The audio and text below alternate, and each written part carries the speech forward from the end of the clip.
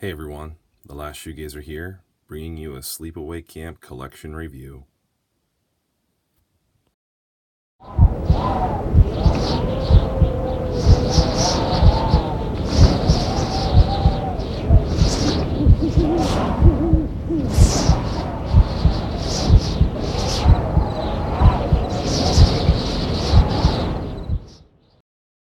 The original Sleepaway Camp is from 1983, starring Felissa Rose as Angela Baker. And this is actually the very first Scream Factory edition that I ever picked up, maybe like 4 or 5 years ago. At the time, I didn't even know about Scream Factory or what I, had purchased. But I'm really glad that this was my first Scream Factory edition in my collection, the first of many. So this is, very special to me. I really enjoy this film. If you're a fan of Friday the 13th films, this is very much within that vein. At times almost intentionally so, but at other times it definitely sets itself far enough apart that it kind of becomes its own, slasher franchise. But I really, really enjoy this. It has a great campy setting. The acting, all the goods. That you want in a Friday the 13th esque slasher. Just screams 80s. It's a little bit more offbeat than some of the original Friday the 13th films, in my opinion. Similar cheesy acting, similar camp setting. But yeah, it's definitely different, and especially the ending. Wow, very shocking and disturbing. Just definitely one that you need to check out if you're a fan of 80s slashers. And the original is very special. So much so that the completist in me, since I have the part 2 and part 3 slip covers, being a pretty big collector of Scream Factory editions now, I have since purchased the slipcover for this one. So I just switched over this artwork to this because I already have the artwork now showing on the slipcover. So definitely a frivolous collector move, but I love these 3 films, and having them on my shelf now, all having the complete out of print slipcovers and looking really good. It was in great condition. Spent a little bit to get it, but from one collector to another, I appreciated getting a hold of one at a pretty decent price. So recently flipped that around. I just love that artwork. I just think that's great. But anyway, I'll just kind of show you guys the synopsis here if you'd like to pause that. And it has a nice 2K scan if you can get a hold of the Blu-ray. This, in and of itself is not hard to find, but with the slipcover, it goes for pretty crazy prices these days. So definitely wanted to get a hold of that. I've been looking for that for a better part of a year now, to add to my original Blu-ray combo pack here. So I'll just do a little mini unboxing of these while we're at it. Nice Blu-ray DVD combo. But yeah, it follows Angela Baker and sort of her reeling and being pretty traumatized from a intense family accident, and some weird stuff kind of coming out of that, with some family members that sort of took her into their home, and it's just kind of weird, and this whole camp is sort of weird, and some very creepy individuals there as well. So like I said, definitely quite offbeat and sort of out there, but in a really cool, unsettling way. And the kills and the stalking very similar to Friday the 13th, but a very different person doing the killing. Far from Jason. So it makes it even a little bit more creepy, in my opinion. Some things kind of come out of nowhere. Pretty surprising where this thing goes. And like I said, it sets itself apart from from other slashers in that respect. So that's kind of my thoughts for Sleepaway Camp, and on to the next one. And Sleepaway Camp 2 is from 1987. It's actually the year that I was born, which makes this, quite special as well, compared to the first one that I just talked about. This one, picks up almost in a similar fashion as Friday the 13th Part 2, which is my favorite installment of that franchise. We have sort of a nearby camp that as we kind of move into this film, that they're sort of talking about some of the legends and the killings at the original camp, and just some of the lore surrounding that, similar to Friday the 13th Part 2, where that camp is very close to Camp Crystal Lake.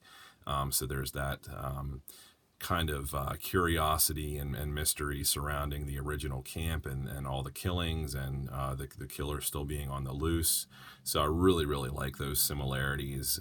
But yet again, this does set itself apart from Friday the 13th in really cool ways, yet blatantly kind of paying tribute to it, as well as some other classic slashers, as you can see here, the hockey mask and Freddy's kind of blades there on the iconic glove. So I love that about this. I love the artwork here.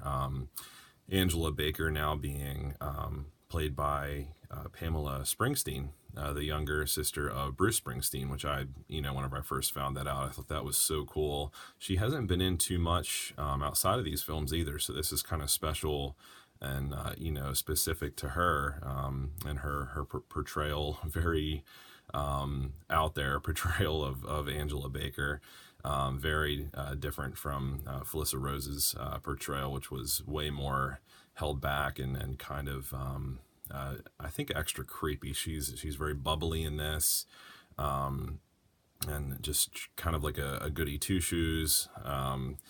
Very much calling out other counselors and campers for being inappropriate, or just making not good clean choices. And she's still crazy and goes even more crazy.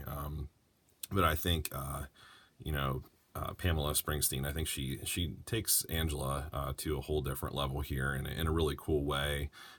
This is even more campy and fun, just as gory as the first. Everything looks really good still. Just a nice, fun continuation. The setting at this new camp is really cool. And yeah, it kind of works in my opinion. I think it's really a fun slasher. If you're a fan of like I said, Friday the 13th, Nightmare on Elm Street, just those classic slashers, and want to check out a film that pays tribute to them in a really cool way, but in an original way within this Sleepaway Camp vein. I think this is one that you should definitely check out. You can see the special features there if you want to pause for any of that. The synopsis. You can see she was in Fast Times at Ridgemont High, which I thought was really cool. Also, Renee Estevez from Heathers and Intruder. So we have some other well-known figures there who were a part of this. But yep, love the artwork on both there. Blu-ray and DVD. Like I said, I found this used about a year ago at an FYE, kind of far away from where I live. It's one that I don't get to that often, but someone ditched a ton of their collector's editions, from Scream Factory, from their collection. And I got this, with the long out of print slipcover for like $17 at the time, and it's like in brand new condition. So really grateful to have this in my collection. But yeah, she's, definitely an entertaining watch throughout, as she's hunting down her fellow counselors and, other people in her wake of cleansing these impure people. and in really horrific ways. And it all looks really gory and very realistic. All the practical effects, everything just looks just as cool as the first one, but a little less unsettling. I thought the original Sleepaway Camp was a little bit more disturbing in that sense, but this one's a little bit more fun. But yeah, just kind of seeing her do her thing now, as she's portrayed by Pamela Springsteen. I think this one is really well done, and awesome that it pays some outright tribute there to some classics. All right, let's check out number 3. And finally, we have Sleepaway Camp 3 from 1988. This is the follow-up, just 1 year later from part 2. And this one also stars Pamela Springsteen as Angela, doing her thing once again at sort of a rebranded, renamed camp from part 2. And yeah, this just takes the craziness to a whole new level. I almost prefer part 2 and Pamela's portrayal in that one a little bit more, because you see her evolve from being this sweet, cute, kind of innocent camp counselor, and getting very upset and becoming misunderstood and just kind of going crazy in part 2. And I feel like some of her her approaches as she's kind of stalking and taking revenge on all these counselors and people across the camp, it's a little bit more thought out and kind of I don't know, just a little more twisted. Whereas here it's just a little bit more like, let's just throw everything to the wall, let her just kind of, kill at will. She kind of assimilates herself now that she's sort of wanted, with a disguise into this group of misfits, going to this kind of rebranded, yet still, infamous for being the site for the killings of Angela Baker years ago. Between the first 2 films, but she just kind of spots someone off on their own, or kind of tempts people to different areas of the camp, and just kind of takes them out like very quickly. The kills and everything I thought were really well executed, really well done. I don't know. I wish things were just a little bit more kind of drawn out and thought out, and a little bit more paced. But here it's just sort of like, boom, there's another one. She just is kind of, every time taking someone out very quickly. So there's not a whole lot of time for build up or suspense in this one. So in that sense, it almost makes like the acting a little bit more abrupt and even more cheesy, just kind of random. So I did think it was well put together, and a nice continuation of the first 2, especially part 2, with Pamela portraying Angela. And really cool setting. Some of the kills in this one are especially creative, but just very quick. Some of them, not all of them. There's some that really stuck with me. And the opening to this is really kind of horrifying and surprising, so that kind of gets your blood going right away. But yeah, another nice Scream Factory release here. Really cool alternate artwork here. And I do like that, Pamela from part 2 Unhappy Campers came back for Teenage Wasteland here, part 3. I thought that was really cool. And you see some other, other films here where some other people were in. House of a Thousand Corpses, Michael J. Pollard. There's the special features. So, yeah, I really enjoy this one too. Not quite as much as the others. You can see the Blu-ray and the DVD there. I always like having my artwork flipped around if I am lucky enough to have the slip, which I'm especially happy with part 1 now, having the slip cover. But yeah, just love the artwork that Scream Factory did for these, incorporating the original artwork as well. But yeah, just a really, really fun continuation here.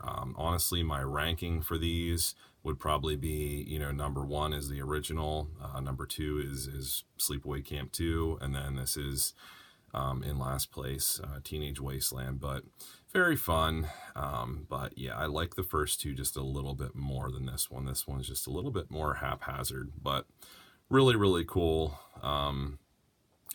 As a fun slasher watch. So definitely leave some comments on this one, like how would you rank these films, and how do you think they hold up to other slasher franchises? And also, I wanted to note, obviously, I just have the first three here, the official Scream Factory releases. There are a couple others that were kind of, I guess, like unofficial releases. I think there's like a elusive fourth film that came out in the Anchor Bay survival kit. That I've heard is pretty loosely put together and doesn't really hold a candle to these three. And I do think there is a return to Sleepaway Camp. But I wanted to kind of review these almost like as a trilogy, even though this franchise is not a trilogy. There's some other installments, but yeah, I might try to add those to my collection at some point. But yeah, that's my thoughts on Sleepaway Camp, Sleepaway Camp 2, Unhappy Campers, and Sleepaway Camp 3, Teenage Wasteland. What are your thoughts? How would you rank these? I'm kind of curious. And as always, guys, thanks for watching. Have a good one.